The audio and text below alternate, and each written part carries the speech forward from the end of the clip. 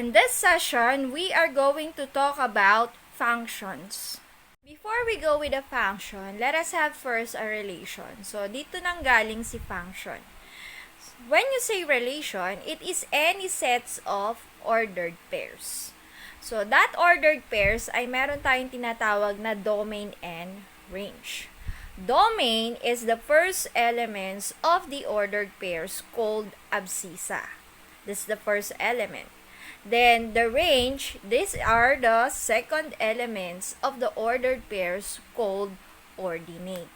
So, kung matatandaan nyo, sa Cartesian plane, kapag tayo nagpa-plot ng points, meron tayong ordered pair. Ang tawag sa kanya is abscissa and ordinate. Dito naman, kay relation and function, ang tawag sa kanila ngayon is domain and range. Is it clear?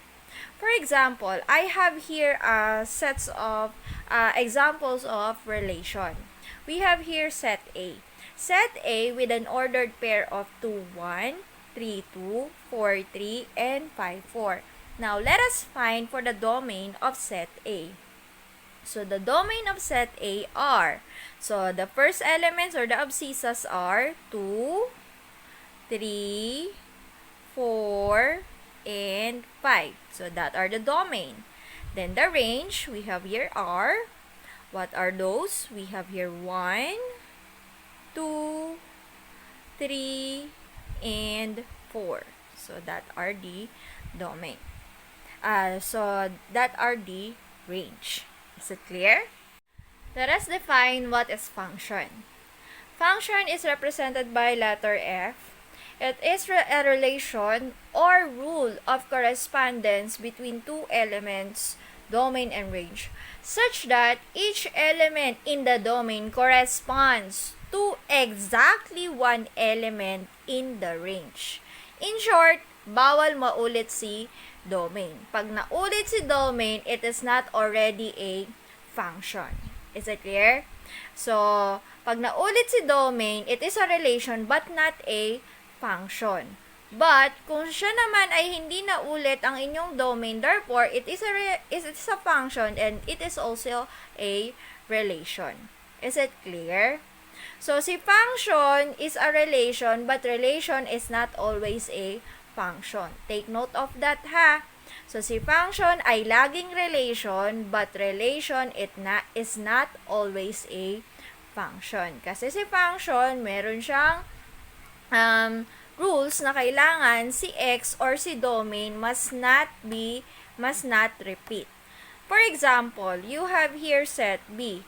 Your set B, we have here 1, 2.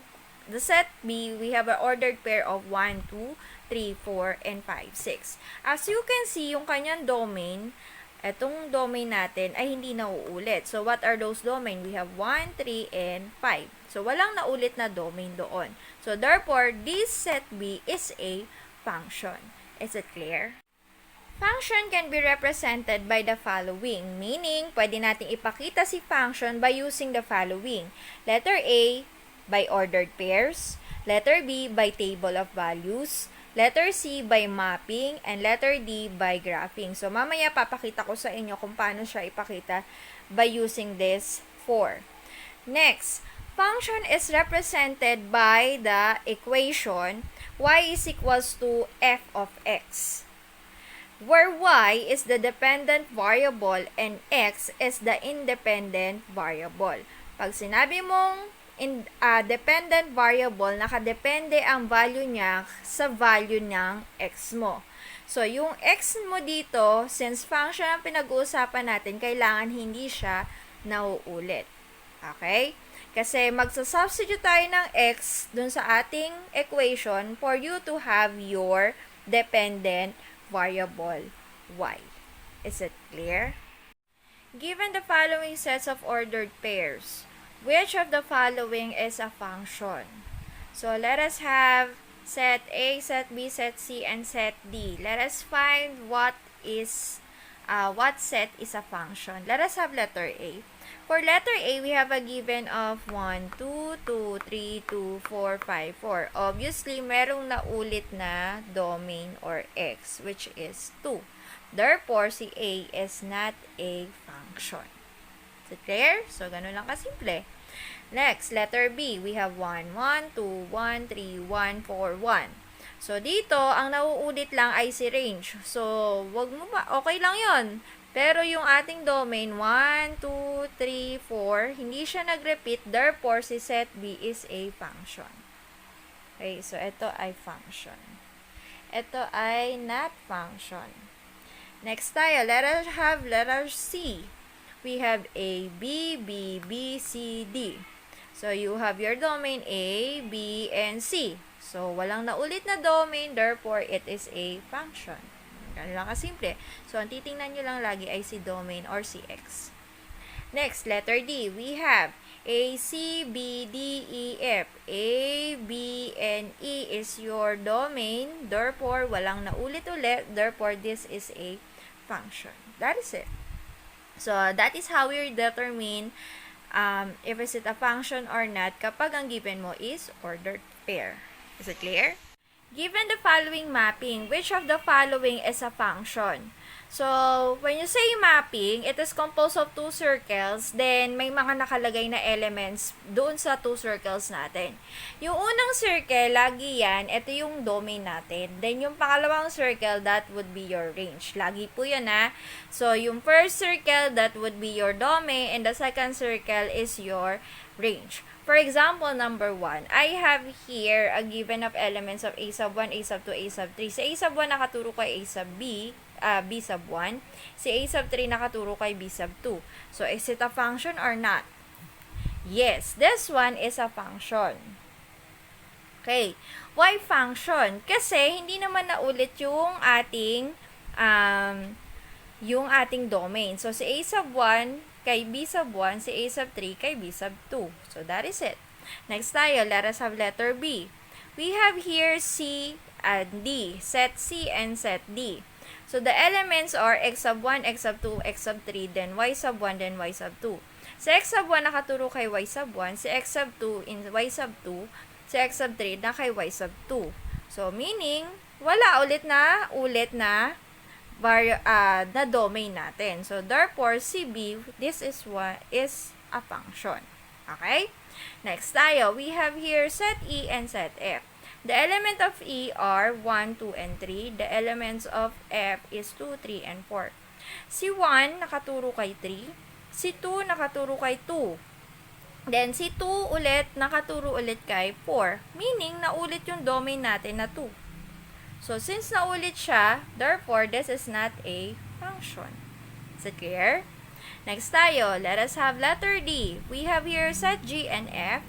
Si 4, we have here an element of 4. Nakaturo siya lahat kay elements ni F, which is 1, 2, and 3. So, naulit ang domain natin, therefore, this is not a function.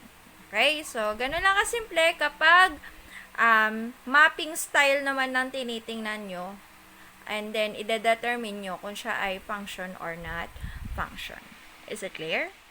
Given the following table of values, which of the following is a function? So, kapag table of values, titingnan nyo lang din si x nyo kung naulit. Kapag naulit si x, therefore, it's not a function. Let us have letter A. So, for letter A, we have here 1, 2, 3, and 4. That's your x. So, therefore, this is a function kasi wala naman naulit dun sa ating x. Next, letter B, 0, negative 1, 4, 2, negative 1. May naulit tayong x, which is negative 1. Therefore, this is not a function. Okay? So, ganun lang kasimple kapag table of values. Determining if the given graph is a function or not. So, for us to determine if the given graph is a function or not, we are going to use a vertical line test. So, a graph is a function if the vertical line intersect the graph at exactly 1 point. So, masasabing mo siya ay isang function kung yung vertical line na gagamitin natin ay sa isang point lang dadaan or magi-intersect sa ating graph. For example, we have here this graph. So, we are going to test it by using vertical line test. Maglalagay ako dito ng vertical line. As you can see, isang point lang yung dinaanan niya dun sa pinaka-graph niya. Tama? Isa pang vertical line. Isang point lang din yung kanyang dinaanan. So, since isang point lang yung dinadaanan ng mga vertical lines mo, therefore, this graph is a function. So, this is a function. Is it clear? So, ganun lang kasimple. Let us have letter B. So, if I will use a vertical line test here, isang point lang yung dinaanan ng aking vertical line. Okay? Pwede naman isang vertical line lang yung gamitin nyo eh. So, isang point lang din ang vertical line. So, therefore, this is also a function. So, ganun lang kasimple ah. Next tayo, let us have letter C. I will use a vertical line here. Yun nga lang dito, sa graph na to, 2 point ang dinaanan ng aking vertical line. So, since 2 point ang dinaanan ng aking vertical lines, so therefore, this graph is not a function. So, ganun lang kasimple. Okay? So, you will use vertical line test kapag ang given mo is a graph. Is it clear? Functions can be also one-to-one or many-to-one. When you say one-to-one, so we have here 1:1 ang domain natin. Then, nakaturo din siya doon sa 1:1 doon sa ating range. That is it. Pag sinabi mo 1-to-1. So, bawat domain mo, bawat elements, meron siyang kapartner doon sa elements naman ni range. That is 1-to-1. Next tayo. We have here many-to-one. When you say many-to-one, we have here the elements of your domain ay nakaturo lang sa isang element ng inyong range. O kaya, pwede rin naman yung dalawang elements mo na domain nakaturo sa isang range mo, then yung isa naman ay nasa ibang nakaturo. So, that is what you call many-to-one. So, kapag ikay nakakita ng one-to-one or many-to-one, that is a functions. Is it clear? Let us have representation of functions in real life situations. So, meaning, we are going to change the given situation into function. For example, if height h is a function of the HA, give a function of h that can represent the height of a person in a age. If every year the height is added by 2 inches. So, for us to represent the height of the function of age A, so we have h of A. So, that is it. H of A. Kasi sabi niya dito, height of a person in age. So, ito yung ibig sabihin nun. Height of a person in age. So, it is equal to, sabi niya, if every year the height is added by 2 inches. So, kapag tumaas yung edad niya, tumataas din siya ng 2 inches every year. Okay? So, yung kanyang height ay nakabase dun sa kanyang edad. So yung 2 inches, tapos nagdadagdag lagi dun sa inyong edad. So, that is it. So, this is the function of this situation. So, we have h of a. So, kung babasahin mo yan, h of a is equal to 2 plus a. Alright? So, that is it. Number 2. A person is earning 500 pesos per day for doing a certain job. Express the total salary S as a function of the number n of days that the person works. So, how will you represent it? So, from the word express the total salary S function of the number of n. So, salary S as a function of n. Ayan na yan. So, it is equal to, so sabi niya, days that the person works. So, yung salary niya, 'di ba, nakadepende doon sa kita niya at saka sa kung ilang araw siya magtatrabaho. So, therefore, we have here 500 multiplied by n. So, that is it. So, doon nakadepende yung inyong salary. 'Di ba?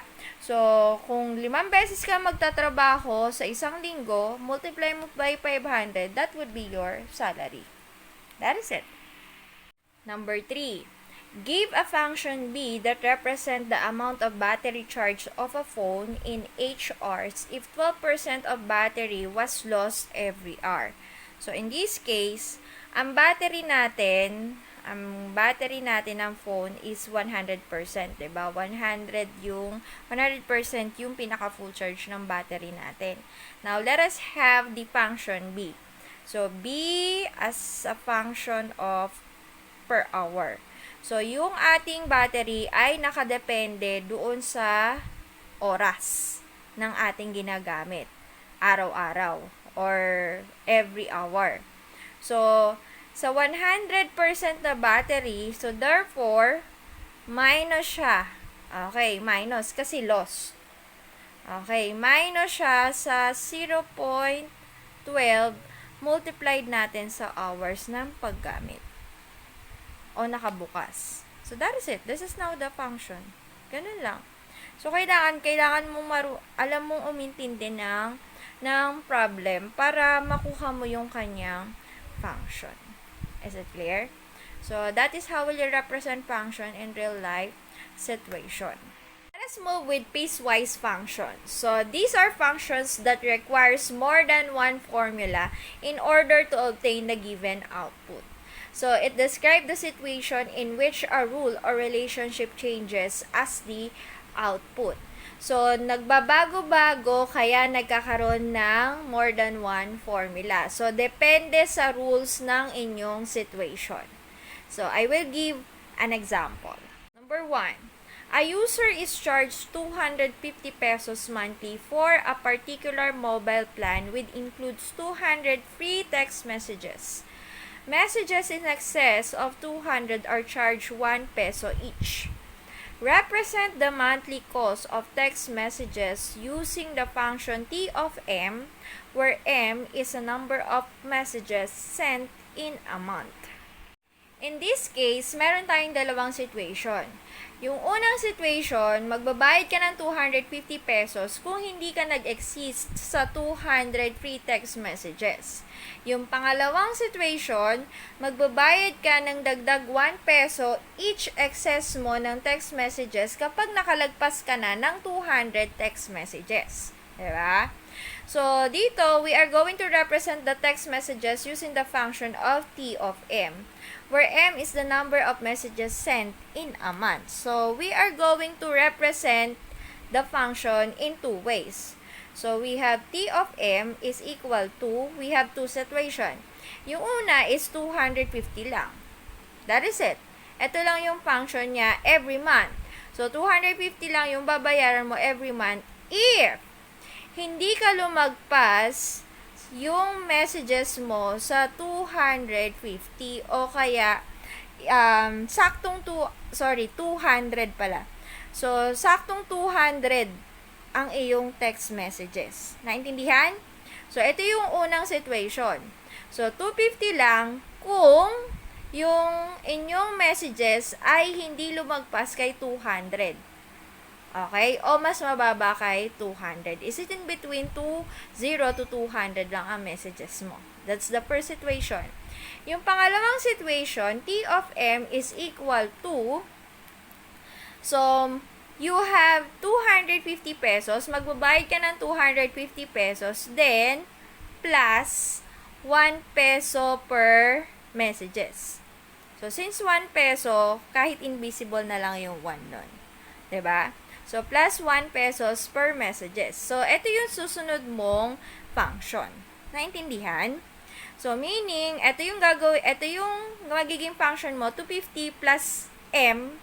So, kung halimbawa naka 20 excess messages ka, madadagdag yun sa 250 pesos mo. So, if yung messages mo is greater than 200. So, yan yung mga two situation na pwede mong ilagay dito sa ating situation sa number 1. So, yan yung tinatawag nating piecewise. So, merong rules na nababago. Kaya, nagkakaroon ka ng iba't ibang representation ng function. Okay? Is it clear? So, let us have another example. Number 2. A jeepney ride in Bulacan costs 10 pesos for the first 4 kilometers, and each additional kilometers adds 0.75 pesos to the fare. Represent the jeepney fare F in terms of the distance D in kilometers.